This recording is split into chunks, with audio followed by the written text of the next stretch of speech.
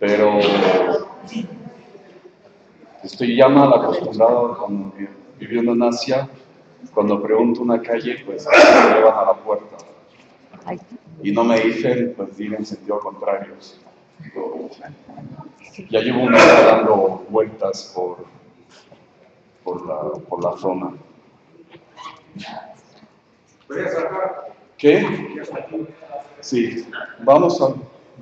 Bueno, ya ni me dio tiempo de presentar al maestro. Él es de formación, él estudió en la Universidad Complutense de Ciencias Políticas, especializado en conflictos en América Latina en general y en China. Él está trabajando con el Instituto de Investigaciones Sociales en Francia y con base en Taiwán, y sus lugares de residencia y de investigación siempre alternan entre China, Argentina, México, Inglaterra, España. Entonces, el día de hoy aprovechamos que él está aquí para dar un diplomado en el claustro de Sor Juana sobre la vinculación de las civilizaciones China y México en la actualidad. Entonces, de una manera breve, lo dejo ya directamente con él. Buenas tardes, gracias por esperarme. No sé si me entienden mejor así o sin micrófono. Generalmente estoy acostumbrado a hablar sin micrófono, pero no hay problema. Bueno, yo un poco como introducción para que pues, nos vayamos centrando en lo que hago en la temática y en lo que viene a hacer a México en estos meses. Estoy en uno de los 27 centros del gobierno de Francia, del CNRS de Francia, en la Academia Cívica en Taiwán, Taipei, cuya base está en Hong Kong. Ahí pues, me dedico a hacer estudios comparados entre la civilización hispanoamericana y pues, la civilización china. Y específicamente, mi área de trabajo es el pensamiento, lo que llaman hoy en día en Argentina el pensamiento económico heterodoxo, lo que pues en otras épocas o en otras latitudes se llama sistema americano de economía política o modelo neocolbertista o modelo hamiltoniano o en la tradición hispana pues el modelo arbitrista, ¿no? Que es ya desde el siglo XVI. Que es un modelo económico que no es ni de corte liberal ni de corte marxista y que se enfrenta fundamentalmente a lo que se ha llamado sistema británico de economía política, lo que conocemos como liberalismo con todos sus, entre comillas, refritos, ¿no? Como pues neoliberalismo.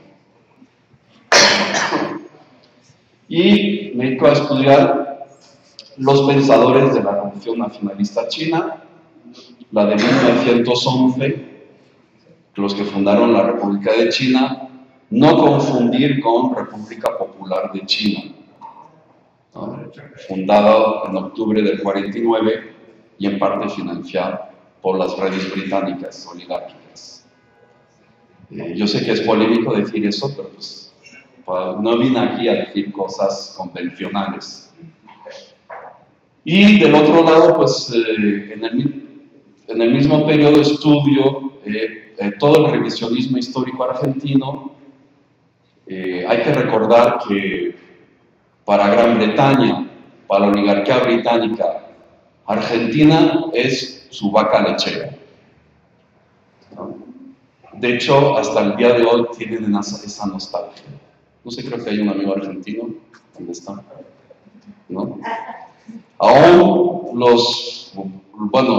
la sociedad rural, los ruralistas, que pues agrupan pues, los intereses pues, de terratenientes, que sueñan con un modelo agroexportador, que es un modelo caduco en todos los aspectos, son un prestanombre de los intereses británicos a través pues, de intermediarios hasta el día de hoy, como vamos a ver en determinados aspectos.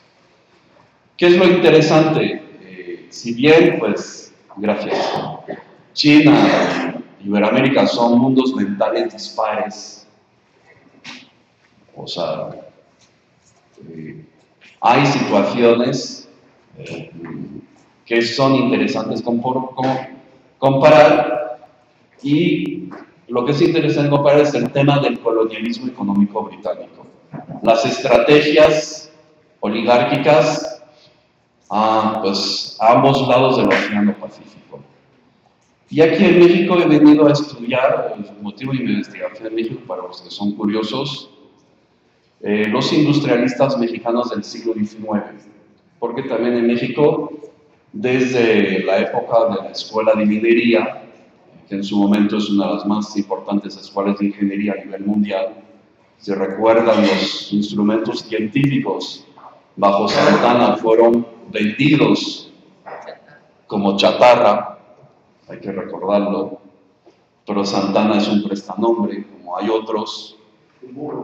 El mismo enfrentamiento entre, que al final es el discurso entre el libre comercio y el proteccionista, existe en México a lo largo del siglo XIX, sobre todo hasta la derrota trágica del 48, ¿no? Que no es como Fox decía, que se defendió los 2 millones de kilómetros cuadrados, hasta la pérdida territorial.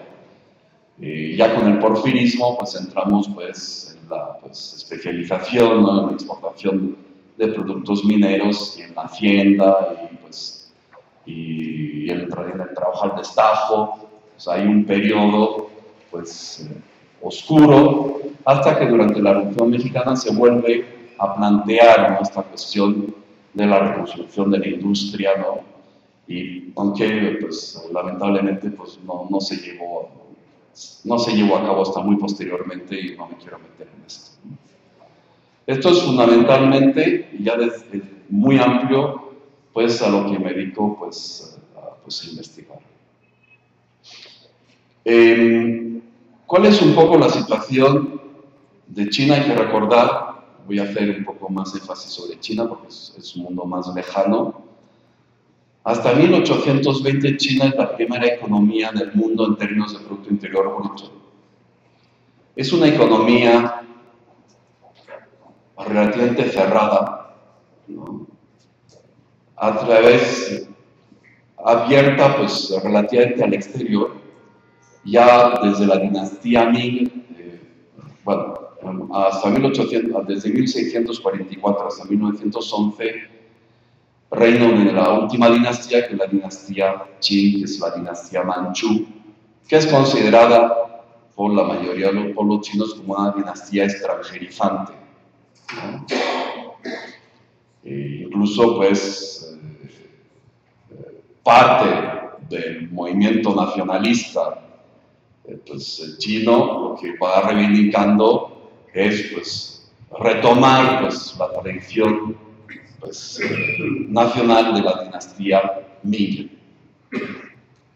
Pero ya desde los últimos Ming, China se va cerrando al exterior, y a través de una serie de compañías y a través de unos intermediarios llamados compradores, se efectúa desde la provincia de Guangdong y desde Cantón el comercio con el exterior. Los británicos, o más bien la oligarquía británica, deseosa de abrir sus mercados, hay que recordar que si bien Gran Bretaña se convierte, y esto queda por escribir todos los libros de historia, si bien Gran Bretaña se convierte en el taller del mundo, después de la primera mitad del siglo XIX, Gran Bretaña sufre de la competencia de la segunda revolución industrial, porque los inventos, los desarrollos tecnológicos de la primera revolución, de la revolución carbonífera, no son propiamente británicos, sino vienen del continente y de Asia, y que Inglaterra se apropia. Con la revolución de la petroquímica, ¿no? Del motor a explosión, de la electricidad, ¿no? Si bien Inglaterra también incorpora esas nuevas tecnologías, no está no lleva la iniciativa tecnológica y científica, ¿no? Simplemente yo recuerdo como anécdota cómo pues, Gran Bretaña tiene el récord mundial de velocidad en tracción vapor en 1960. ¿No? Alcanzó una máquina de vapor muy sofisticada, pero siempre con tecnología vapor, 295 kilómetros por hora en una línea comercial entre Glasgow y Londres. Cuando Siemens, en una máquina de tracción eléctrica, ya por 1903 supera los 200 kilómetros por hora en una prueba experimental. Simplemente como anécdota. Inglaterra ve en peligro su imperio, que es un imperio constituido sobre, pues, el comercio de ilícitos. Por donde llegan los británicos, se destruye las identidades nacionales y se destruyen las industrias locales y se copian. Esto pasó, por ejemplo, con la industria del interior de Argentina en el siglo XIX, donde pues, se robaron numerosos diseños, o con la industria textil pues, en la India, ¿no? O en el actual Bangladesh, donde zonas donde existían pues,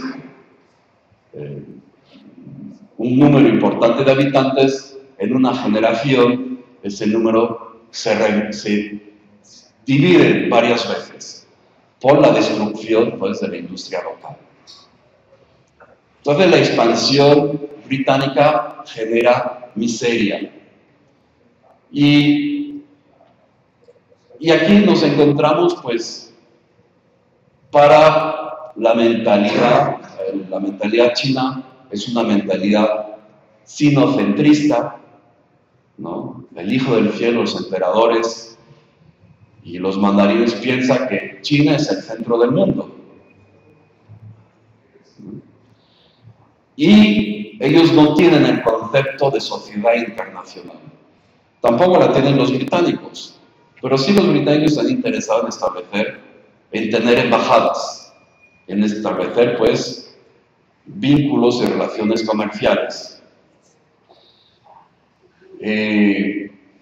Los ingleses, pues, y esto está muy bien descrito, es una delicia leerlo, con qué desprecio son rechazados los enviados británicos desde los últimos años del siglo XVIII a la corte imperial china, ¿no? Con sus productos son despreciados. ¿Por qué son despreciados? Bueno, primeramente, los emperadores no tienen este concepto de sociedad internacional. Para ellos la sociedad internacional, o cómo se relacionan con el exterior, a través de reinos tributarios. Corea o Vietnam, o lo que es el actual Nepal, Birmania, Bután, son reinos tributarios que, de alguna forma, mediante una serie de símbolos y pues cada X años, mediante una serie de ofrendas, de rituales, que dentro pues, de China es muy importante, manifiestan su sometimiento y reconocen pues, la superioridad del Hijo del Sol. Esto es cómo interactúa la dinastía, los últimos Ming y los Qing con el exterior.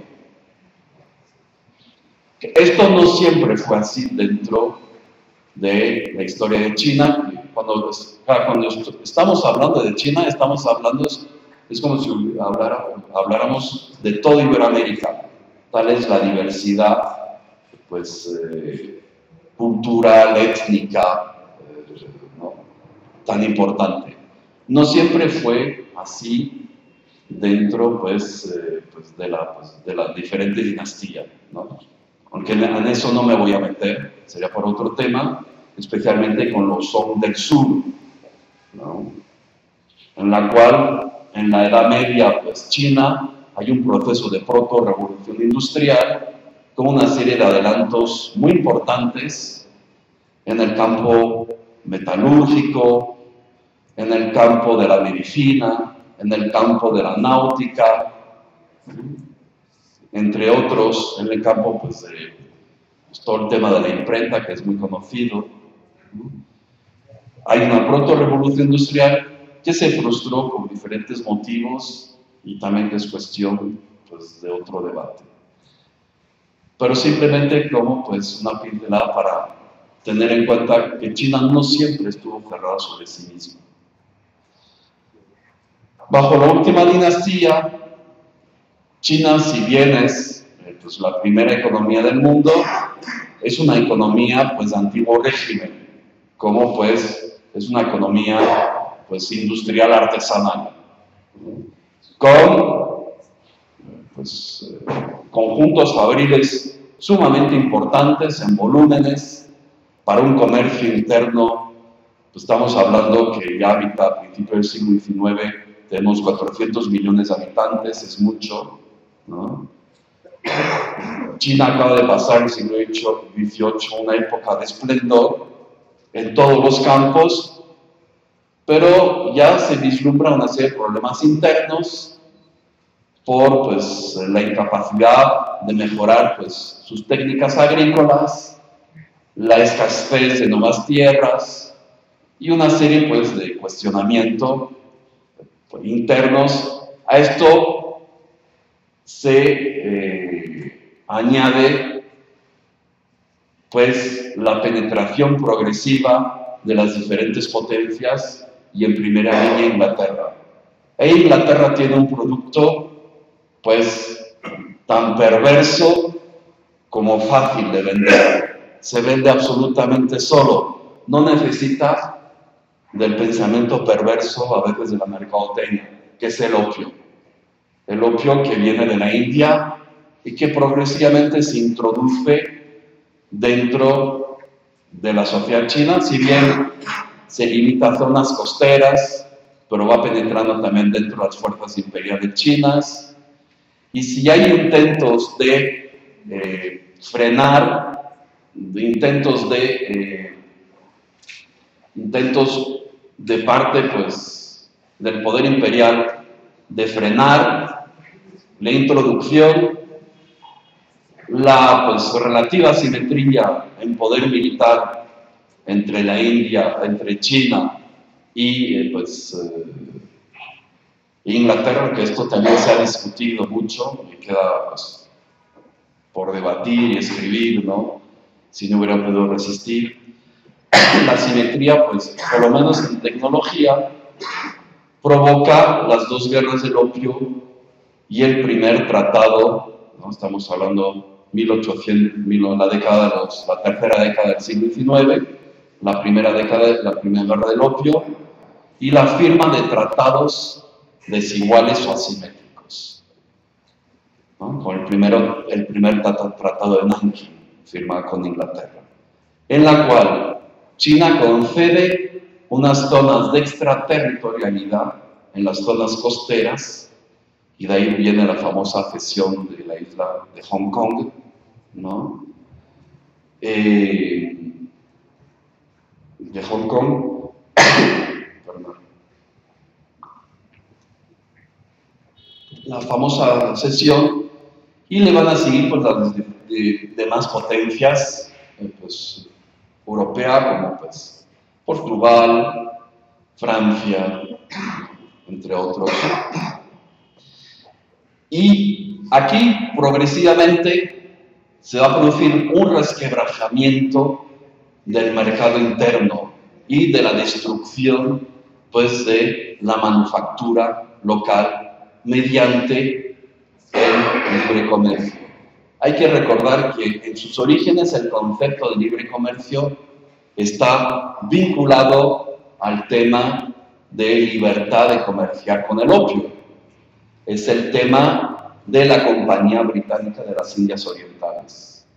La Compañía Británica de las Indias Orientales, que es un estado dentro de la propia monarquía británica, es un reino dentro del propio reino en el cual se forma toda la clase política británica, es la punta de lanza del colonialismo británico, que es un colonialismo fundamentalmente económico que exporta los dogmas del libre comercio por lo ancho del planeta, mediante diferentes estrategias. Aquí en China es el opio, con pues la oligarquía porteña, es pues las teorías librecambistas, ¿no? Apoyando a los unitarios frente pues al deseo de integración de las Provincias Unidas,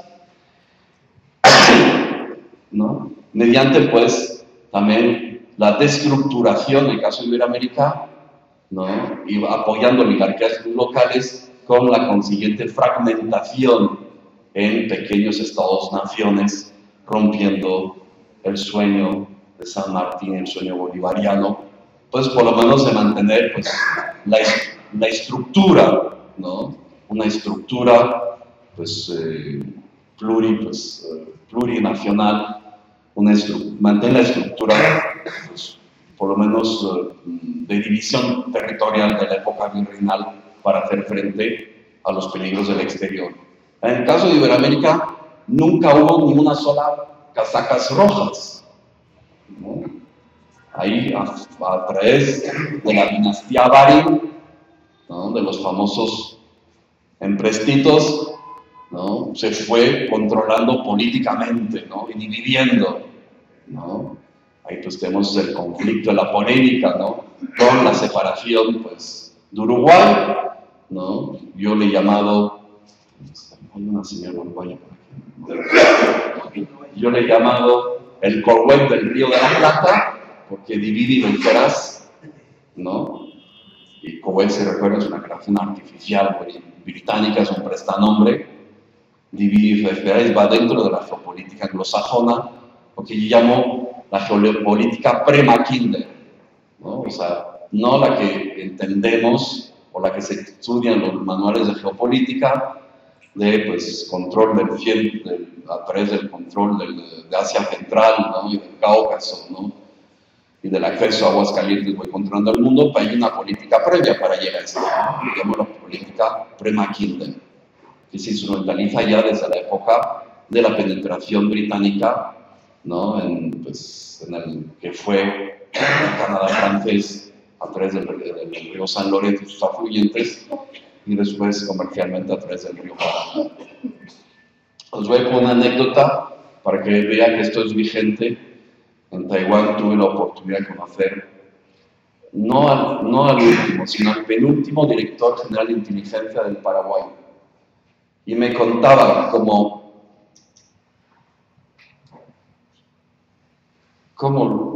a través de la embajada británica en Buenos Aires se ofreció a toda la clase política paraguaya cheques de seis cifras, porque me dijo, a mí me lo pidieron y yo no lo acepté, cheques de 6 cifras para que no se invirtiera en hidrovía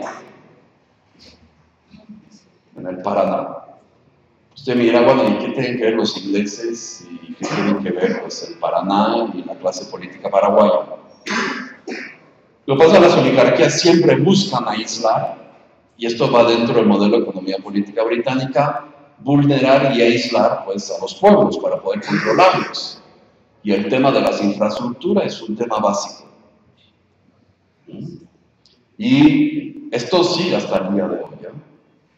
Y eso es uno de los grandes problemas o de la falta de visión que hay entre los diferentes gobiernos de Sudamérica. Si bien felizmente pues, han tomado en general pues un rumbo diferente al que hay en México, lamentablemente, han tomado un rubro diferente, y el tema de la reindustrialización y de la construcción de infraestructura, especialmente ferroviaria, está al orden del día, pero aún estos gobiernos, en principio nacionalistas, muchas veces caen dentro de sus propias trampas, porque pues, no conocen bien las estrategias de inteligencia. Pero es otro tema. Por eso el doctor Sun Yat-sen, el fundador de la República de China, siempre hacía énfasis en el tema, ¿no? De vertebrar China a través de una red ferroviaria importante y retomaba, pues, de alguna forma seguía la línea de Sergei White y la línea de Lincoln, ¿no? Sergei White planteó la construcción del ferrocarril bajo el estrecho de Bering, ya pues bajo Nicolás II, el último zar de Rusia, y Lincoln, ¿no? Pues ya planteaba, ¿no? Pues, o sea, se planteaba los ferrocarriles transcontinentales, justamente para romper con los mitos malthusianos de que la población sobra y retomar el lema colbertista de que gobernar es poblar, porque pues si no hay población, si no hay mente humana, pues difícilmente pues, podemos pues, acceder al desarrollo. Lo que pasa, hemos perdido la noción de lo que es economía, ¿no? Economía se ha reducido pues, a procesos monetarios, y la economía pues, es algo pues, muchísimo más amplio. Entonces, volviendo al tema de China, China se abre bruscamente al exterior de forma violenta entre esos tratados asimétricos. ¿Qué es lo que pasa de parte de la corte imperial china? Hay intentos, en un primer momento, de reformar, de modernizar, de industrializar. Pensar que estamos en un mundo mental diferente. O sea, esto lo explico en el diplomado que voy a dar al profesor Juana con mucho detalle. Los chinos realmente se rigen por el principio de la no acción y se rigen también por el arte de la guerra. ¿Qué es lo que busca? ¿Por qué que cuando se firma el primer tratado de Nanking con los británicos, la Corte Imperial China busca que se firmen también tratados asimétricos con las otras potencias, para que entre sí se vayan neutralizando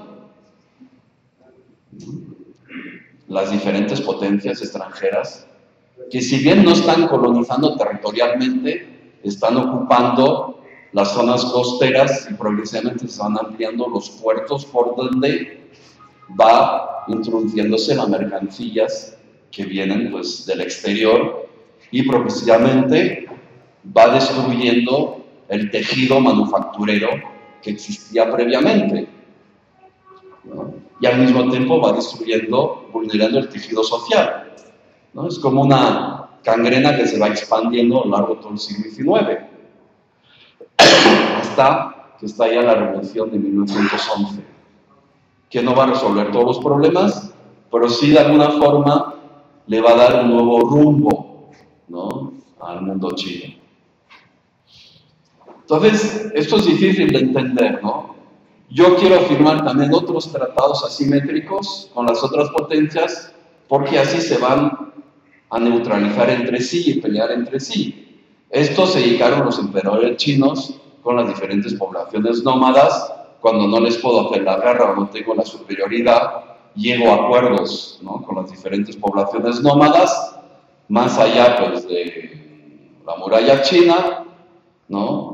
O voy comprando mercenarios, o voy ofreciendo dinero, o voy pues, llegando a acuerdos para que se neutralicen entre sí.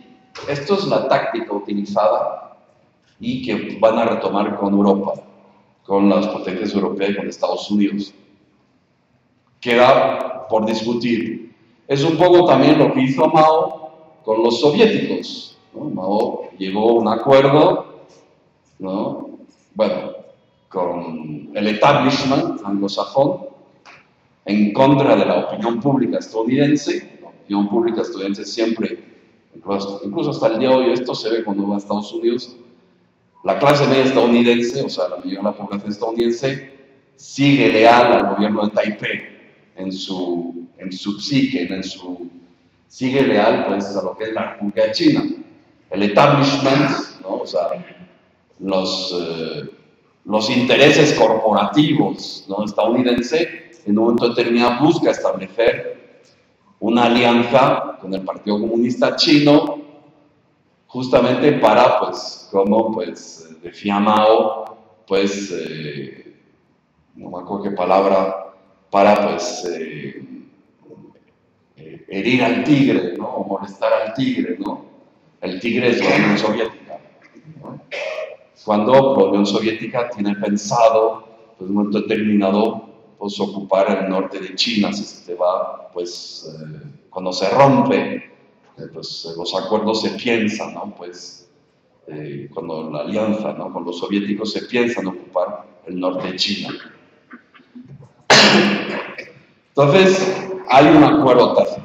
Pero regresando antes, es un poco que vean la forma de actuar sumamente habilidosa. Igual pasa cuando el Imperio Ruso se expande hacia, pues, Manchuria, dentro del proyecto geopolítico que encontramos en el testamento de Pedro el Grande, de llegar a Aguascalientes, con la creación de Vladivostok. ¿Qué hacen, pues, los chinos? Pues van cediendo territorios a los rusos para frenar el avance japonés, ¿no? Es como un canje territorial, ¿no?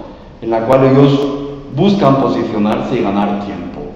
Esto, contado de forma muy elemental, es la forma, pues, cómo se va organizando la política internacional o cómo, pues, se va viendo China al exterior. Al mismo tiempo, encontramos Japón, que se está industrializando desde que pasa de un poder feudal con la revolución Meiji a una monarquía centralizada. Japón tiene una muy fuerte influencia de China, también los valores confucianos, pues, tienen vigencia hasta el día de hoy. De hecho, los valores confucianos, que son hay otras corrientes filosóficas que son muy importantes, se están intentando retomar en China continental o en la República Popular de China, pero debemos recordar que el maoísmo eliminó de un plumazo, borró, pues, durante el periodo maoísta, cualquier, pues, vestigio, ¿no? Del pensamiento de Confucio, y curiosamente se ha perdido mejor en Corea del Sur, en República de China, Taiwán, en Japón, o sea, en otros espacios territoriales. Japón observa y Japón llega de forma exitosamente, llega a transformarse, aquí estoy simplificando muchísimo, y adopta el sistema americano de economía política, y tenemos famosos asesores como Erasmus Peshine, que va a ser, pues, el que se estudiaba mucho en Estados Unidos hasta los años 70. O sea, los autores, a Hamilton y a los autores, a Leeds, por ejemplo, alemán Leeds, ¿no? Que, por ejemplo, Perón había leído, a otros autores, pues, de la escuela, pues, de economía física o neocolbertista o hamiltoniana, como lo quieran llevar, se estudiaba antes en las universidades en Estados Unidos. Pues esos autores fueron suprimidos progresivamente de los años 70 hasta ahora, para, pues, sustituirlos por los autores que legitiman, pues, la globalización financiera. Pues aquí no hay nada inocente. Entonces, en Japón, aunque Japón tiene una doble moral, contrariamente a Sun Yat-sen quiere, pues, no solo, pues, primeramente acabar con, pues, la última dinastía. Él dice que los reformadores no van a cambiar, pues, o resolver la solución del colonialismo económico y de la modernización. Hay que acabar con la estructura dinástica y fundar una república. En el caso de Sun Yat-sen, él no niega, pues, la tradición milenaria china, simplemente toma lo que él considera que debe de pervivir, incorporando, pues, una serie, pues, de conceptos políticos que son ajenos a la, pues, tradición política y cultural china, como son los 3 principios del pueblo. Él tiene una muy fuerte influencia de Abraham Lincoln, del famoso discurso de Gettysburg, en la cual Lincoln habla, pues, si alguien me lo quiere recordar, de todo para el pueblo, con el pueblo y para el pueblo, ¿no? Les inspira, ¿no? Los 3 principios del pueblo, que son nacionalismo, bienestar social y democracia.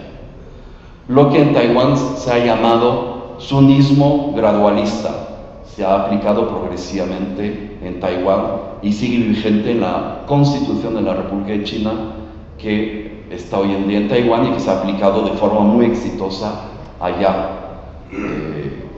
Para ponernos un ejemplo, Argentina tenía un ingreso per cápita en 1950 9 veces más alto que el de Taiwán. Hoy en día, si bien Argentina tiene un ingreso per cápita más alto de Iberoamérica, con $620 salario mínimo, yo para los políticos que oigan, y con un poder, un costo de la vida práctica más barato que en México. No me refiero a los servicios, tomarse un taxi, un restaurante, digo la vida práctica, diaria. Taiwán hoy tiene un ingreso per cápita del doble, Argentina. Aunque también habría en Taiwán una concentración de riqueza en el poder empresarial impresionante, pero que surge de la empresa familiar taiwanesa. Pero no me quiero adelantar. Entonces, tenemos tenemos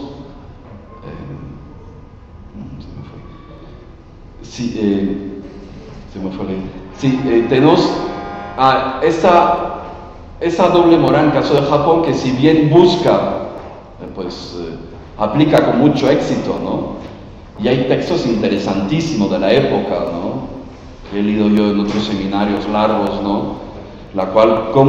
donde hay conceptos muy interesantes, de cómo se debe modernizar, de cómo se debe incluir al pueblo dentro. Si bien la estructura de poder,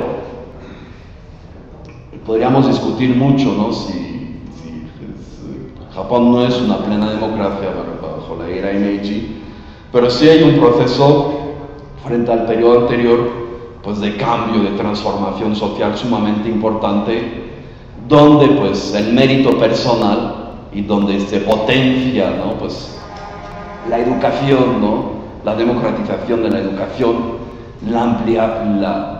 la incorporación de la totalidad de la población a la educación. Y esto lo llevan de forma acelerada los japoneses porque ven lo que está ocurriendo en China. Y los líderes nacionalistas chinos, como todos, pasan a través de Japón, porque también hay un doble sentimiento hacia Japón. Japón durante la Segunda Guerra Mundial, en China mueren 18, bajo la ocupación japonesa mueren 18 millones de chinos. O sea, hay un sentimiento, en Taiwán admiran a Japón, aunque fue colonia japonesa. O sea, hay un sentimiento ambiguo, Pero, y en esa época, en 1825, China pierde Corea como reino tributario y Taiwán, que es provincia china, pasa a ser colonia japonesa, en un tratamiento especial que sería largo de explicar, dentro de lo que se va a llamar coesfera de prosperidad, en la cual los taiwaneses tienen pasaportes japoneses y combaten la Segunda Guerra Mundial, aunque no son plenamente chinos. No son plenamente japoneses. Esto, el cine taiwanés, que es conocido mundialmente, refleja un poco todos estos sentimientos controvertidos, Pero, igual que Sun Yat-sen, o Sun Wen como le llaman,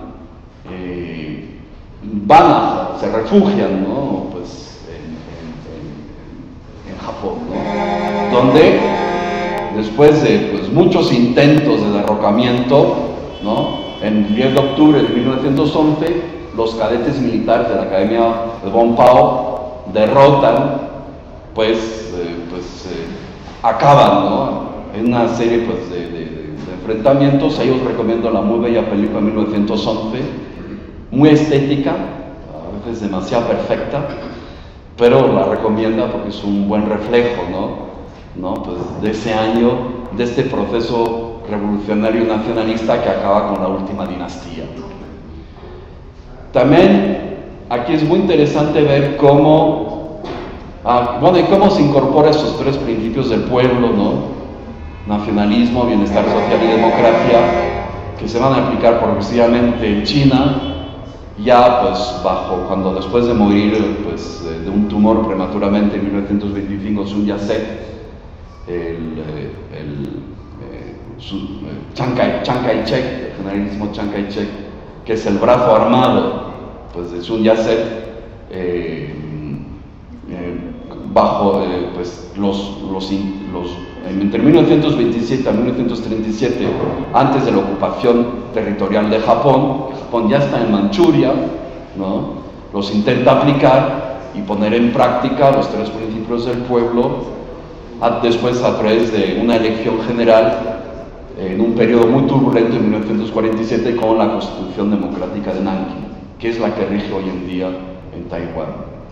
Pero realmente estos tres principios del pueblo, por eso hablamos de sunismo gradualista, no van a ver el día, sobre todo el nacionalismo, bueno, es un hecho, el bienestar social en Taiwán pues es un hecho progresivo a lo largo, sobre todo a partir de los años 70, ¿no?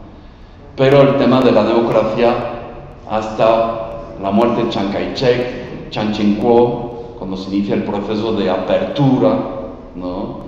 Y lo que se llama la taiwanización de la política interna, cuando se lleva a cabo la elección directa de Lee Teng-hui, el último, la elección presidencial sufragio universal. Podemos decir que los tres principios del pueblo soñado por Sun Yat-sen se ponen en práctica, aunque solo en la isla de Taiwán, o sea, en la República de China, y no aún en el continente. Si bien las cuatro modernizaciones de Deng Xiaoping se inspiran en parte en los tres principios del pueblo, pero, y bueno, pues lo hace de forma parcial. Y el tema pues, de la democracia pues, queda pues en entredicho. También el del bienestar social, aún a pesar pues, de todos los avances. ¿Por qué comparar sunismo y peronismo?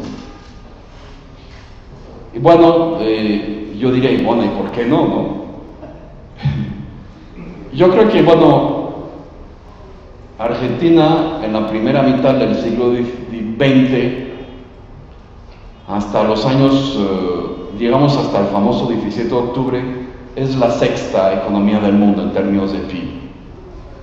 Y bajo Perón, pues alcanzó en 1955 y era la quinta economía en términos de PIB. Aunque usted sabe que esto del PIB es muy engañoso, lo sabemos por México.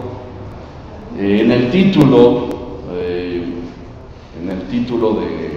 la conferencia, yo hablé de desvertebración y anestesia, ¿no? Y anestesiado. Sí, todos conocen el título, ¿no? De la conferencia, ¿no?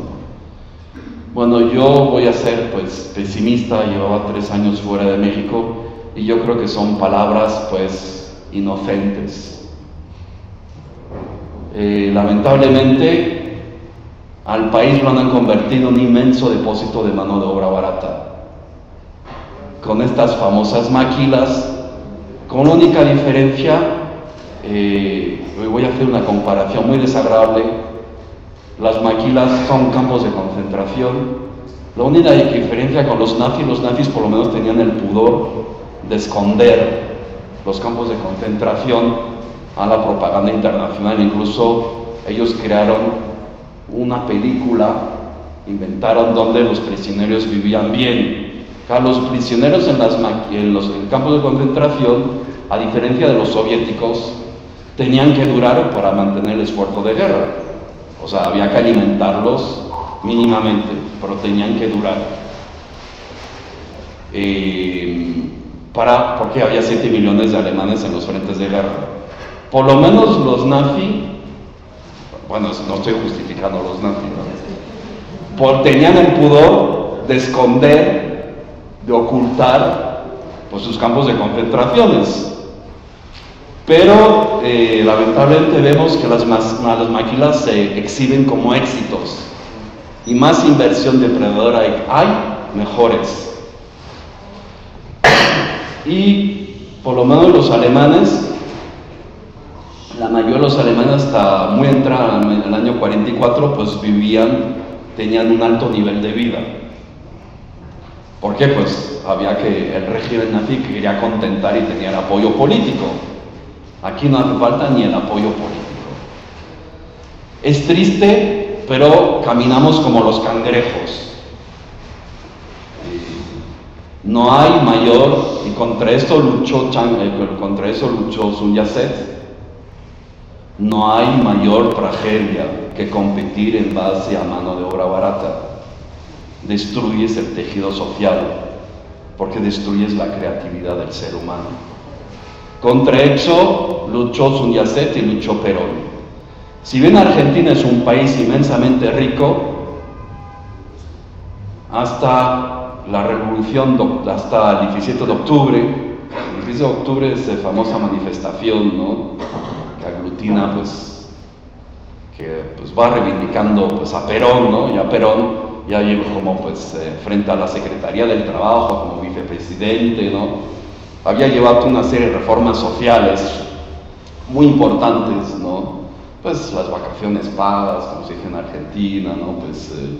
Pues todo lo que es el entramado del Estado social de bienestar, ¿no?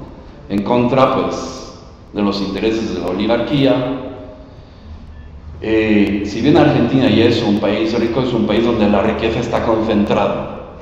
Si bien su antecedente político, que es Hipólito Yrigoyen, ¿no?, del Partido Radical, en Argentina tenemos dos movimientos históricos nacionalistas, porque vamos a hablar porque los dos, tanto el peronismo como el radicalismo, sufren toda una serie de metamorfosis y hay todo tipo de tendencias, a la cual nos vamos a meter porque no hay tiempo y no es el momento. Digamos que gracias a la ley del sufragio universal de la primera década del siglo XX, toda la población de inmigrante puede votar en Argentina. Y el Partido Radical, que es un partido de corte nacionalista, alcanza el poder. Hay que recordar que hasta la llegada de Hipólito Yrigoyen, la cartera ministerial tenía que recibir el visto bueno del embajador británico en Buenos Aires. Hasta que Yrigoyen dijo, hasta aquí. Yrigoyen, si bien es nacionalista, no tiene aún la percepción de lo que se debe hacer en el campo económico como lo va a tener Perón. Si bien tenemos personajes como el general Mosconi, que creó la primera empresa petrolera pública del mundo, que es YPF, que felizmente fue rescatada a Repsol, que no es una empresa española, es una corporación que responde a intereses privados. Lo digo como en parte soy español, ¿no? Se volvió a rescatar las acciones de Repsol, aunque bueno, últimamente. Y hay unos discursos muy interesantes, un diálogo entre Calles y General Mosconi cuando vino a México, en el cual Calles describe, ¿no?, cómo las corporaciones transnacionales generan el caos social y generan pues la destrucción, ¿no?, del entorno una vez que extraen el petróleo y una vez que se agota. Un diálogo muy interesante entre el general Mosconi y Calles. ¿Por qué? Pues Calles quería conocer la experiencia argentina, que fue retomada en su momento por diferentes países de Iberoamérica, en Bolivia, en Colombia, en fin.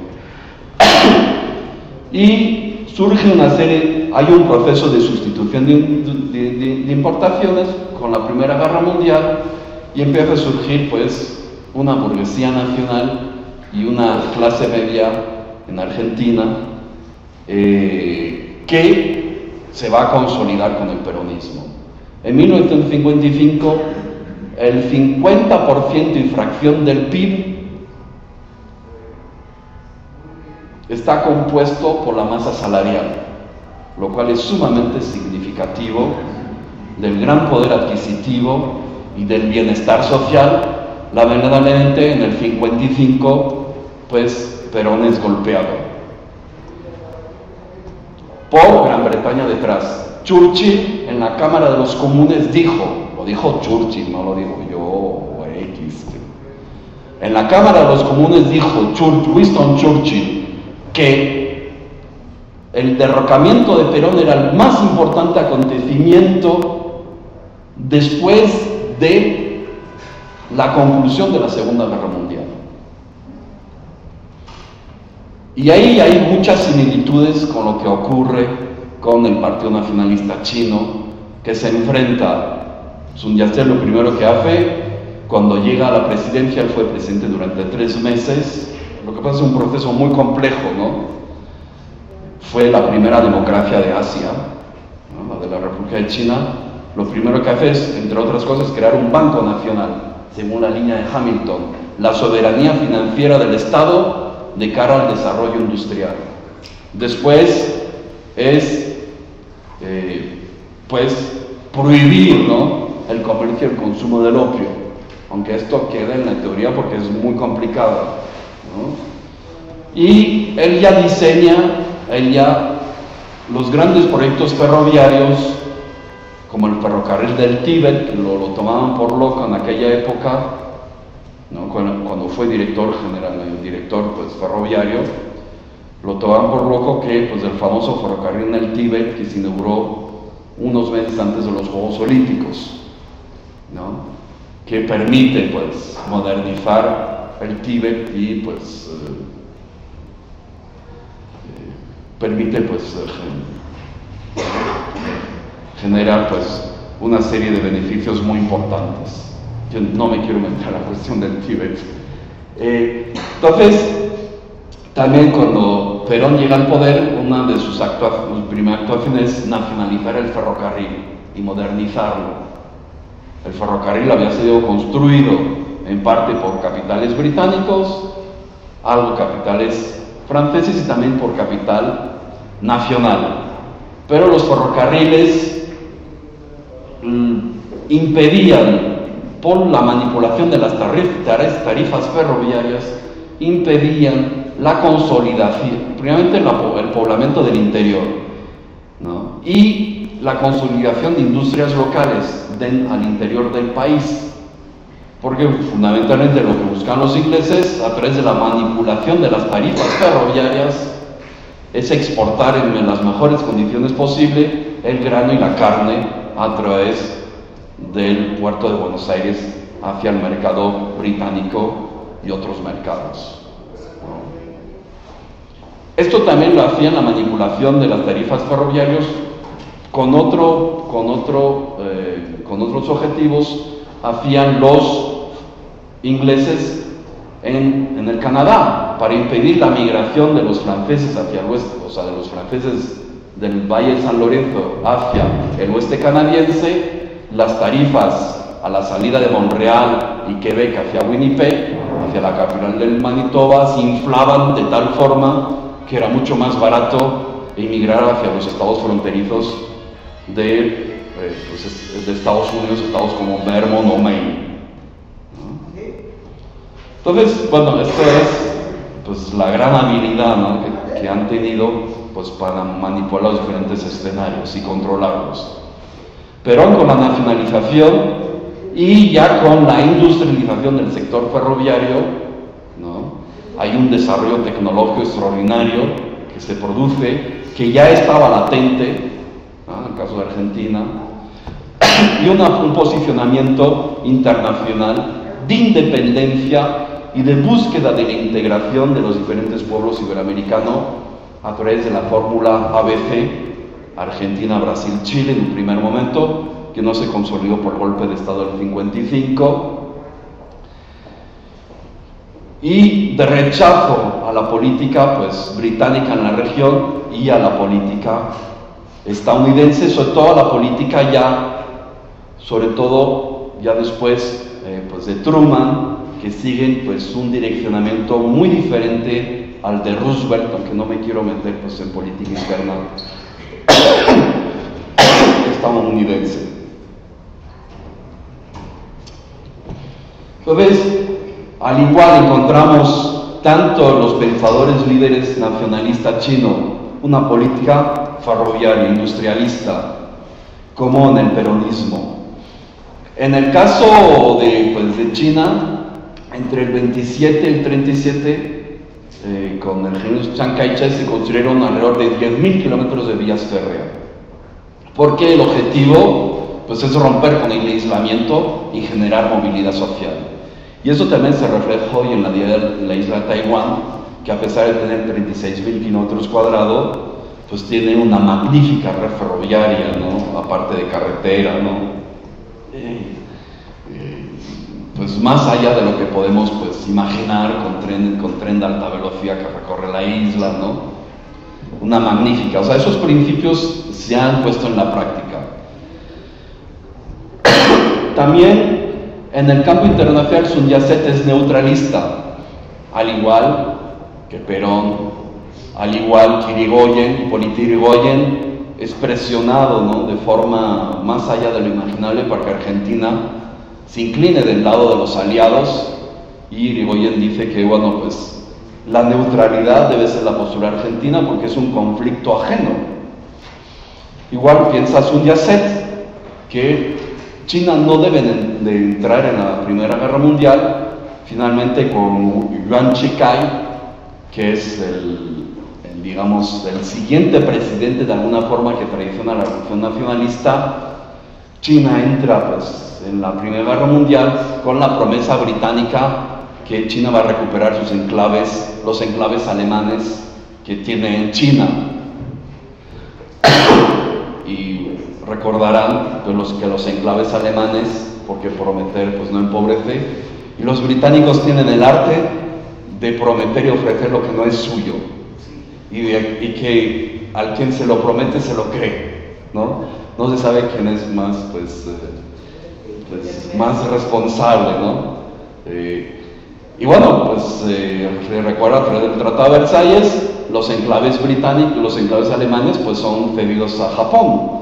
Ahí se genera el famoso movimiento del 4 de mayo, de pues, revuelta estudiantil, ¿no? En Pekín y de protesta social, en fin. Sun Yat-sen, el fundador, o sea, China tiene dos padres fundadores, Confucio y Sun Yat-sen, son las dos referencias. El cónsul británico Hong Kong a él le prometió, les vamos a devolver los enclaves. Y él dice, bueno, pero los enclaves son muy poca cosa. ¿Y qué pasa con Nepal, con Birmania, con Bután, con Corea, que son estados tributarios? Le responde, ¿no? Entonces, estas grandes similitudes, ¿no? Por lo menos que yo veo, ¿no? Porque yo sueño, ¿no? Ya día y noche con este tema, ¿no? Entonces, pues, las grandes similitudes, ¿no? En el enfrentamiento, pues, de colonialismo económico, ¿no? De la oligarquía británica, que utilice diferentes estrategias en función de los escenarios, pero siempre, ¿no? A través del engaño va enseñando los dogmas del libre comercio, de un libre comercio asimétrico, ¿no? Siempre en desventaja, que va impidiendo pues el progreso y el ascenso de los niveles de vida de los pueblos. Sun Yat-sen, al igual que Perón, son proteccionistas, no porque el proteccionismo es un fin en sí mismo, porque el proteccionismo es un paso imprescindible para crear un mercado interno y para fortalecerlo y crear una industria nacional. Y los dos, en caso de Perón leyó a Liszt, el famoso autor alemán, sin el cual no se puede entender la prosperidad del segundo imperio alemán, ¿no? Sin el cual no se puede entender la red ferroviaria alemana del siglo XIX, sin la cual no se puede entender la famosa unión aduanera alemana, que permitió pues, esa prosperidad pues, inigualable, ¿no? En su momento, y que es la causante real de la Primera Guerra Mundial, ¿no? La prosperidad del primer imperio alemán y la prosperidad del imperio ruso, ¿no? Y el ferrocarril transiberiano. Entonces, en la misma línea, Perón y Sun Yat-sen tienen fuentes, ¿no? Se alimentan, ¿no? En base a su realidad, a su tradición nacional respectiva, ¿no? Tanto Perón, Yadis y Irigoyen. Irigoyen es el creador del famoso Día de la Hispanidad, el 12 de octubre, que suprimió Salinas, si recuerdan, ¿no? Cuando el famoso artículo Huntington le pregunta, usted lo que quiere hacer es, en el libro El conflicto entre civilizaciones, próximo campo de batalla, que en todas las escuelas de relaciones internacionales en México se ha estudiado como, pues ni la Biblia se estudia tanto, ¿no? Hay libros que como igual los de Malthus, ¿no? Que pues uno casi lee desde la cuna, ¿no?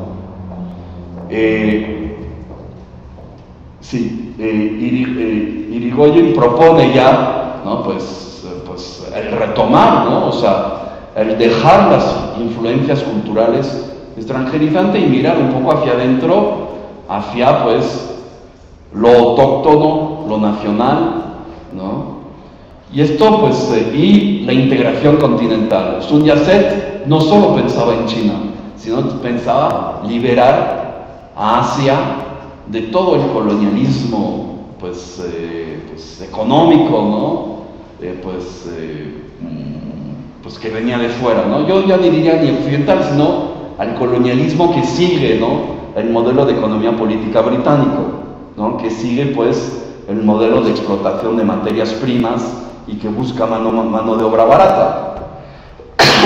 Ya se tenía esa idea, al igual que Perón, al igual que Irigoyen, eran visionarios que observarían más allá de sus propias fronteras, ¿no? Por eso, pues hicieron lo imposible, ¿no? Para, Sun Yat-sen durante muchos años estuvo, huyendo por diferentes países. Perón estuvo desterrado durante 18 años, ¿no? A pesar de que la inmensa mayoría de los argentinos, la política argentina estuvo durante 18 años paralizada, en espera del regreso de Perón, y deteriorándose. Hasta el regreso, lamentablemente, al final de su vida, aunque dos de sus últimos actos fue inaugurar la primera central de Iberoamérica, recuerdan, central nuclear de Embalse, y la gran presa, siempre me cuesta pronunciar el nombre, la presa binacional con Paraguay, en un gesto, ¿no? Dar una forma de reparación histórica, si recuerdan, por la guerra de la Triple Alianza, el genocidio contra el pueblo paraguayo en el siglo XIX. Si recuerdan, el pueblo paraguayo fue el primero que llevó a cabo una política de industrialización autóctona, ¿no? Por eso fue castigado a través de una guerra tripartita orquestada detrás por Londres a través de Brasil, Uruguay y Argentina, ¿no? Paraguay hasta el día de hoy no ha levantado la cabeza, ¿no? El doctor Francia era un gran admirador, ¿no? Del ministro de Finanzas de Colbert, ¿no? Y seguía sus enseñanzas al pie de la letra. Entonces tenemos grandes similitudes, ¿no? Y yo creo que, esos estudios deben de ser, desarrollados, implementados, ¿no? Y estudiar estas estrategias, ¿no? Y al principio ya no había una sola casaca roja en toda Iberoamérica, pero sí estaban los famosos préstamos de los Bari. Tampoco tenemos grandes efectivos militares, ¿no? Simbólicos, ¿no? Tenemos de vez en cuando la política de la cañonera, pero no hay ejércitos permanentes británicos en China. Pero sí tenemos los dogmas del libre comercio y el opio, que permite aumentar la renta y camuflar la decadencia de la industria británica. Donde sí encontramos tropas británicas en abundancia es en Sudáfrica. Cuando Inglaterra tiene que volcar el peso, ¿no? El peso, como diríamos, todo su peso, ¿no? Sacrifica vidas humanas, ¿no? Incluso se crearon los primeros campos de concentración en Sudáfrica contra la población Boers, ¿no? Para controlar justamente el paso del Océano Índico al Océano Atlántico, ¿no? Hay un movimiento en Argentina que es un intermediario entre el radicalismo de Irigoyen, el radicalismo intransigente, porque hay diferentes tendencias, y el peronismo, que es el movimiento Forja, que es Forja, es decir, fuerza orientadora radical de la juventud argentina, que más que por su peso numérico tiene un peso intelectual hasta el día de hoy muy importante y que estudia, ¿no? Desde la escritura, ¿no? todas las estrategias británicas, ¿no? De forma pues muy seria. Estoy pensando especialmente en Raúl Ortiz Scalabrini, ¿no? Tiene un libro bellísimo que se llama Política Británica en el Río de la Plata, un libro que recomiendo, que tiene su complejidad, ¿no? Y bueno, encontramos este mismo tipo de literatura, ¿no? En Sunyacet, ¿no? En sus propuestas, ¿no? Si bien las latitudes geográficas son diferentes, pero las estrategias pues, del imperialismo británico, del modelo de economía política británico, no estamos hablando pues, del pueblo inglés. Los pueblos son actores pasivos de las relaciones internacionales, son pues, actores pasivos, ¿no? Pues, ingenuos, ¿no? Generalmente, que realmente no saben lo que ocurre, ¿no? Y encontramos pues estas grandes similitudes, ¿no? Y yo pienso que todas estas estrategias deben de ser estudiadas de forma sistemáticas, y bueno, es lo que me intento pues dedicar. Ahora les voy a hablar un poco de mi diplomado, por si se animan. Un poco de mercadotecnia. Bueno, está pensado para México. También está pensado bueno, tuve la misma experiencia en Argentina, aunque con un título diferente, un temario algo diferente, y un título más provocativo. Y bueno, en Argentina pues no hay tanta censura, hay que decir las cosas como son, y más provocativo. Tuvo mucho éxito y reconocimientos, pero bueno,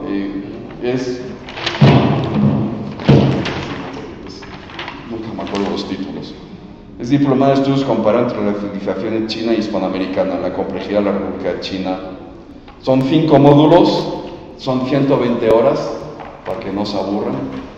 Los martes y jueves de 7 a 10 de la noche. En principio empieza la semana que viene. Y son 5 módulos.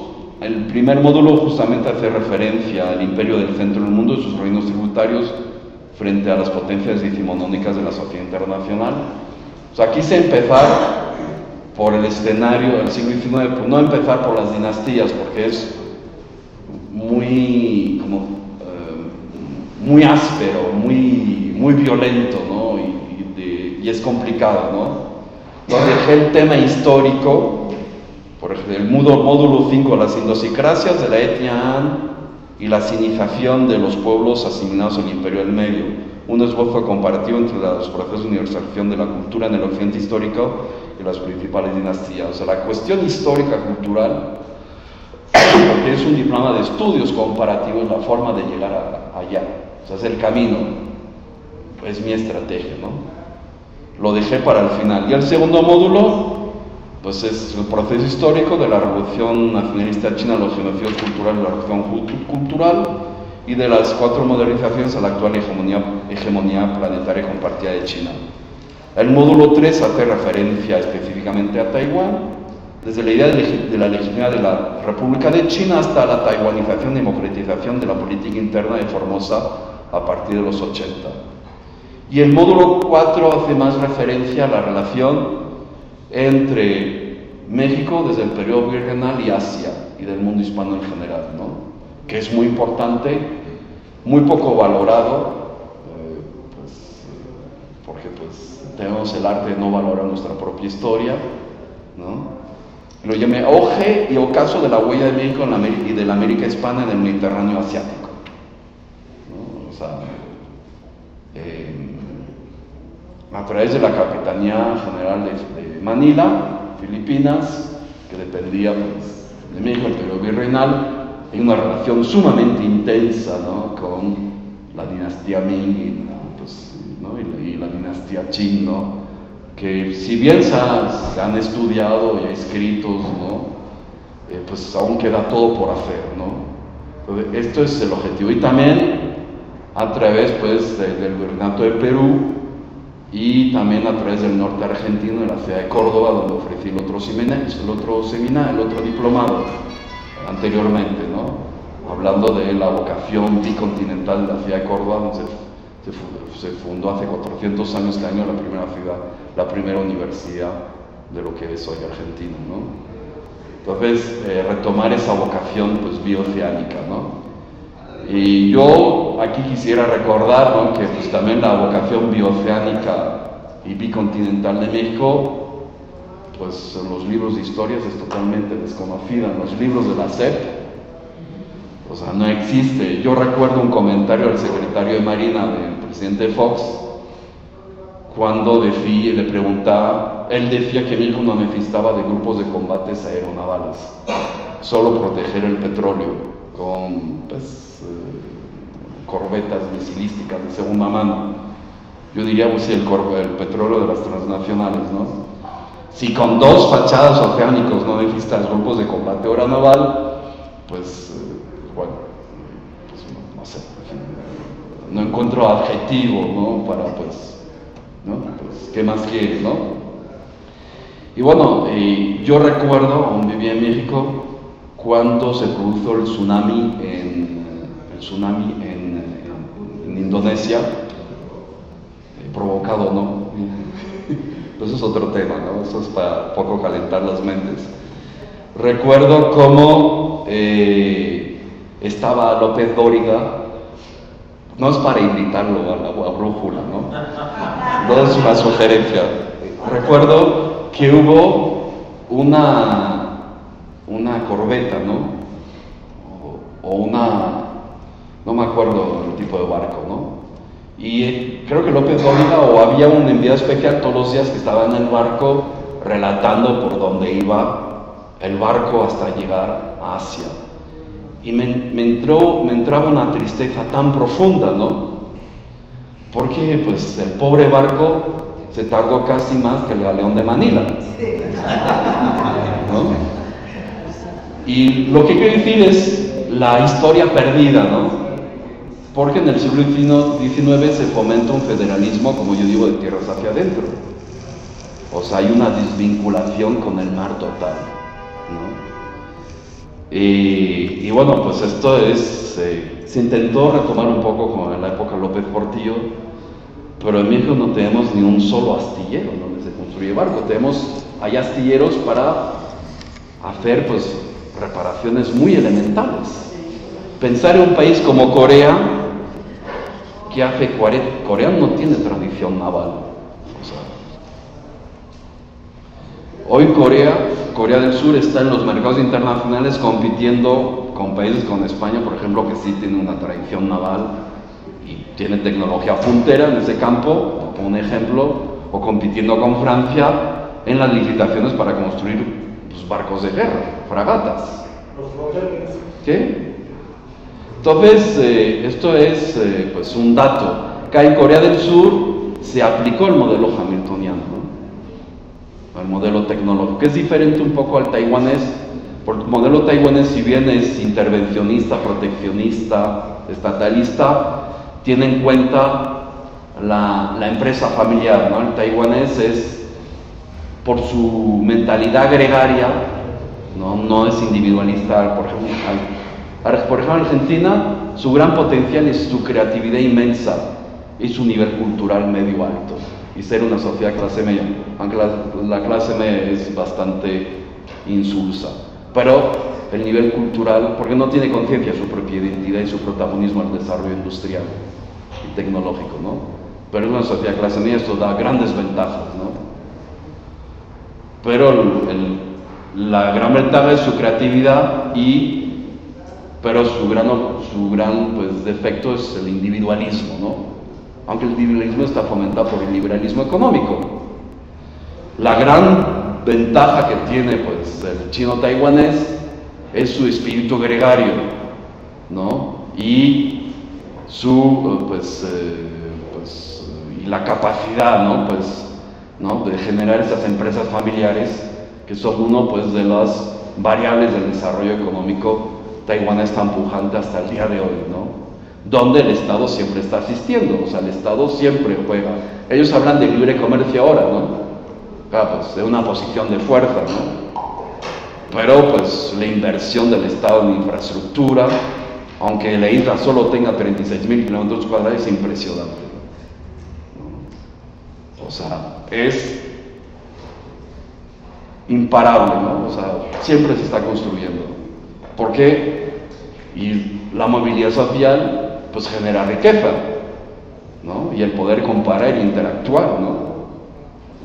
Que es uno de los problemas, pues, que tiene México, ¿no? Que, pues, no voy a hablar de la privatización de ferrocarriles de México, que es un tema ya muy conocido, además no quiero que se me depriman más. Pero México es un país despoblado, ¿no? Y se habla mucho de las remesas de inmigrante, pero el costo social es inmenso. Un país socialmente fracturado, usted se va por las provincias del interior, pues están vacías.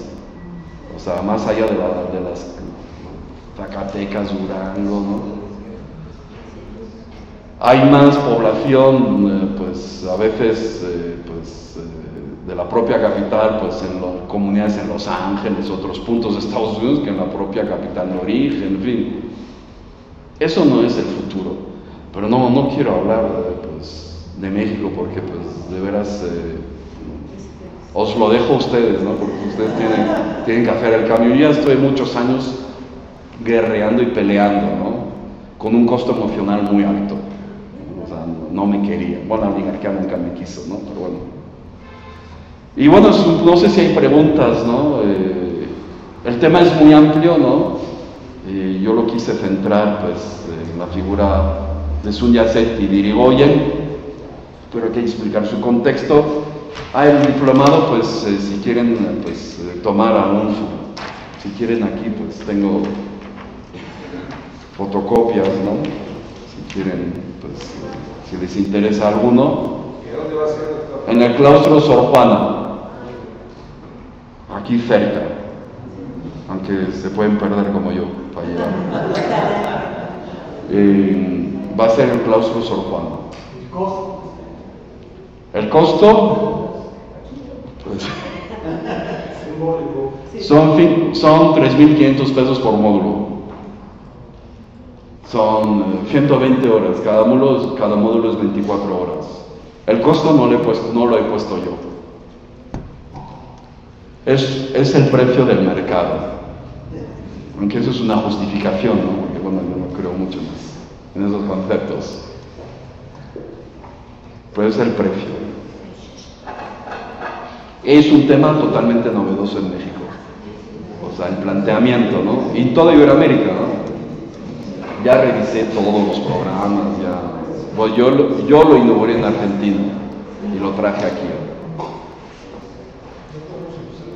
¿Cuántos habitantes tiene Taiwán? 23 millones. Sobre 36.000 kilómetros cuadrados son como 660 habitantes 660 y tanto habitantes por kilómetros cuadrados. Y el 70% de la isla es montañoso.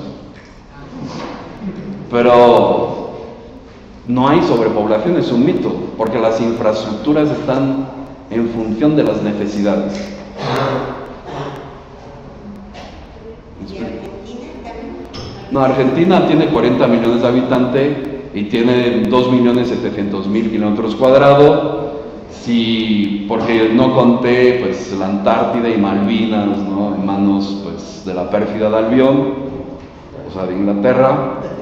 Serían 3 millones, creo que 3 millones y medio de kilómetros cuadrados, ¿no?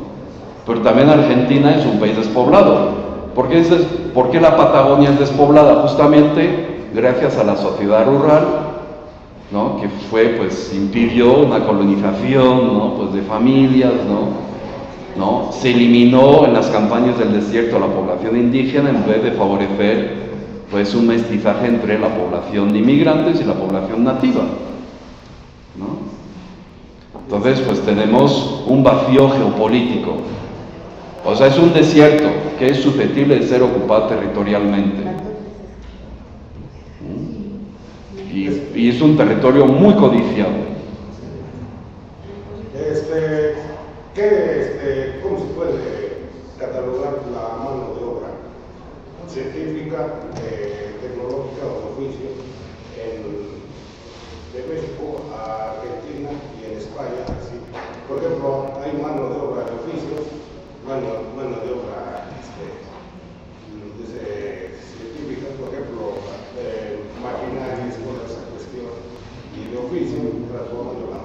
construyendo casas. Y la cuestión que en algún senso, porque eso también tiene que ver el potencial económico, porque si todos son burócratas, entonces es el demérito, ¿sí me explico? Porque cuando la mano de obra no haces pura administración, no administra nada, ¿y quién va a manufacturar las cosas? El problema es cuando, pues, cuando yo hablo de las ensambladoras, de las maquilas, bueno, pues es que no hay ninguna capacitación, ¿no? Son gestos repetitivos ilimitados, ¿no? En el tiempo, ¿no? Entonces, bueno, es una alienación terrible, ¿no? Sí. ¿Puede ahondar en el tema que comentó del gobierno de Mao Zedong, que parece que llegó a acuerdos con el gobierno británico y qué consiste eso? Lo que pasa, el Hong Kong Shanghai Bank, el HSBC, que no solo se dedica a vender seguros a viudas en la esquina Insurgente, es el banco con las más altas, digamos, tiene pues, sus títulos de nobleza en el lavado de dinero. Es el más sofisticado y de más larga tradición. Aunque ahora el opio más poderoso es la red. La alienación hoy en día es a través de la red. El opio, la droga queda en un segundo lugar. Pero bueno, es otro tema. Lo que pasa, bueno, los jerarcas del Partido Comunista Chino pues no tenían ni idea de ingeniería financiera. Portugal quiso devolver Macao pues, muchísimo antes, ¿no? Y Pekín no quiso. Igual pasó, o sea, Hong Kong se mantuvo tanto tiempo porque a través del HSBC, lo que pasa hay un acuerdo entre el Partido Comunista Chino y la banca y la corona británica, que es el reparto mundial del mercado de drogas. Hay un famoso discurso, una famosa entrevista de Zhou Enlai con el presidente famoso nacionalista Gamal Nasser, en la cual Zhou Enlai le habla, ¿no?, que China tiene un arma muy poderosa, ¿no?, que está vendiendo, ¿no?, que está refiriendo a la droga, ¿no?, para vulnerar a Occidente. Pero es una fuente de finanzas, es una fuente de ingreso, y los ingresos vienen a través de los Hong Kong Shanghai, que en Hong Kong hay un acuerdo tácito entre ambas partes. De hecho, el primer gobierno que reconoció a Pekín fue Londres, después la llegada de Mao. Entonces, hay un reparto mundial del mercado. Tú no introduces droga dentro de China, pero pues vamos a llegar a unos acuerdos, ¿no? Y bueno, Hong Kong, hasta hace muy poco, pues era un lugar, pues, de drogadicción sumamente, pues, importante, ¿no? Digo, hasta el día de hoy, incluso hasta el día de hoy, ¿no? Pero por lo menos las estadísticas que yo tengo hasta los 80, lo que pasa en mis viajes a Hong Kong, pues, como pues son viajes puntuales, ¿no? Como que, no sé si te respondí. Sí, y bueno, a los bueno, sí. Bueno, pues sacamos provecho de que has ido a Hong Kong y además, pues, aunque dijiste que no querías hablar de México, me interesa mucho tu opinión en un análisis comparado desde la perspectiva de las culturas. ¿Cuáles son las distinciones que tú encuentras entre las dos? ¿Por qué? ¿Entre México y China? Sí. Bueno, la población prehispánica es de origen asiático, aunque el representante de México en Taiwán se molestó cuando le dije que yo dije eso, ¿no? Y yo sé que el cuerpo diplomático mexicano parece pues que los contrataron en Suecia. Pero bueno, es otra historia.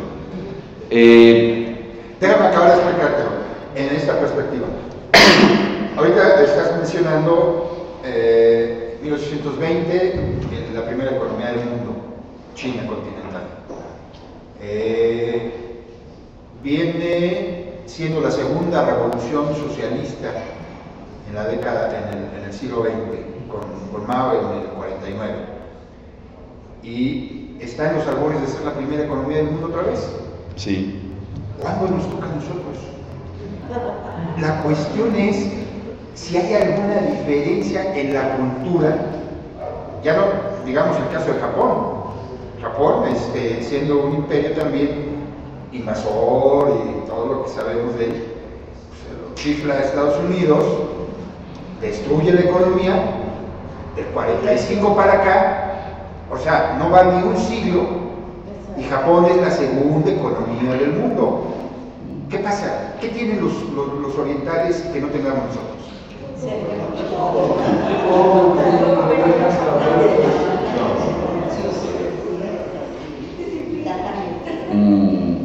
Bueno, está el tema del liderazgo, ¿no? Que es muy importante, ¿no? No hay élites, ¿no? Tenemos oligarquías que se reproducen, ¿no? Y también, esto lo tengo escrito en un artículo, me acuerdo hace unos años me entrevistaron TV Azteca por el 12 de diciembre sobre el significado de las apariciones de la Virgen de Guadalupe, sobre todo la dimensión histórica con el resto de Iberoamérica y Asia, ¿no? Y bueno, después de la entrevista, la que me entrevistaba me dijo, tengo que entrevistar gente que va a la basílica, pero me pidieron que fueran lo más blancos posibles. TV Azteca. ¿Qué quiere decir esto? Bueno, pues no tenemos una élite, no hay esa autoestima o orgullo de lo que uno es. Hay un grupo que está buscando ser lo que no es. Por eso, pues siempre hay que pasar por Harvard, ¿no? O diferentes, pues, antros de la misma naturaleza. Pues bueno, esos son, pues, lo que yo veo, ¿no? No hay una identificación con, pues, yo recuerdo, tuve un alumno en el ITAM hace muchos años, que después fue profesor, y un día me dijo así como un gran pues, sorpresa, o pues para sorpresa suya, ¿no? Como el que hubiera descubierto algo, que ha ido por primera vez a la Alameda en su vida. Pero sí, el verano antes, me acuerdo, había estado haciendo cursos de verano en Harvard, donde todas las oligarquías del tercer mundo se purifican. ¿Qué quiere decir eso? Pues no hay una identificación con la realidad del país. Yo recuerdo la primera vez que vine a México, en el 89, pues ya uno pues, está en la prehistoria. Me acuerdo, llegué por la noche, al día siguiente por la mañana me fui al centro histórico. Porque, bueno, pues por la riqueza histórica y la simbología, ¿no? No se me ocurrió ir a Harvard, ni me interesaba. Bueno, ahora sí me interesa, no me importaría, ¿no? Académicamente, pero no es mi objetivo, ¿no? Entonces, bueno, esto es importante que hay gente que no, también por una cuestión socioeconómica a veces, pero yo lo he visto, ¿no? Dentro de la oligarquía no conoce la realidad de su propio país, no se ha paseado dentro del país, no sabe cómo es México, conoce las playas, algunos puntos de reunión, algunos centros comerciales, algunas colonias, pero desconocen la realidad socioeconómica del país. Yo reconozco que es más agradable, ¿no? Pues pasearse, ¿no? Pues por los canales de San Antonio, Texas, que pasearse, pues no sé, por cualquier zona, pues depauperada, ¿no? Bueno, depauperada es una palabra muy leve, ¿no? Pues cualquier zona marginal, ¿no? Que haya en algún suburbio, ¿no? De la Ciudad de México, ¿no? Pues de otro punto, pues sí es más agradable, ¿no? A mí también me gustan mucho los canales de San Antonio, ¿no? Son románticos, ¿no? Pues, ¿no? Es más agradable que pasearse por otro, pero hay que conocer la realidad, ¿no? Del lugar donde está. Pero primeramente no hay una identificación. Y bueno, si bien el chino es muy pragmático, Pero sí ellos pues buscan el desarrollo de su país, tienen mucho orgullo, mucha autoestima, ¿no? Son conscientes de la riqueza de su historia. Bueno, ahora la están retomando, por el maoísmo destruyó todo, la están retomando. En Taiwán tienen pues, mucha conciencia de su doble identidad taiwanesa y china, ¿no? Ellos son orgullosos, ¿no? Ellos tienen la convicción que son, y bueno, y además ellos han conservado sin paragón toda la historia de la dinastía china. Si van a ver su palacio, el Museo Nacional en Taipei, donde se resguardan las más bellas obras de arte de las diferentes dinastías, ¿no? Son orgullosos. Y son orgullosos de eso, ¿no? De eso, ¿no? Y bueno, aquí no tenemos eso, ¿no? Digo, ¿no? O sea, no hay una conciencia, ¿no? Del pasado histórico, ¿no? Los viajes de exploración hasta el estrecho de Bering, que se ya acaba a finales del siglo XVIII, no hay testimonio que son, pues cuando las fronteras eran otras, de mi hijo en el periodo virreinal. Esto no queda reflejado en los libros de historia. La gente no sabe. También la gente está pensando en otras cosas, ¿no? ¿Qué comer? No mañana, ¿no? Sino qué es lo que comí ayer, ¿no? Que no comí, ¿no? Pero aún eso, ¿no? Hay una alienación, ¿no? O sea, no hay voluntad. No sé si respondí. ¿Eso cómo se resuelve? Pues ustedes tienen que descubrirlo. Okay. ¿Cómo? La disciplina, a mí Japón me impresiona con su disciplina, con su cultura, se pone su camiseta. ¿Por qué no me ponen sus nombres y teléfonos y correo electrónico para mandarles cosas? Por favor. Pero los nombres y correos electrónicos con letra legible, que no me rebote. Lo cual es muy difícil. En chino te lo vamos a escribir.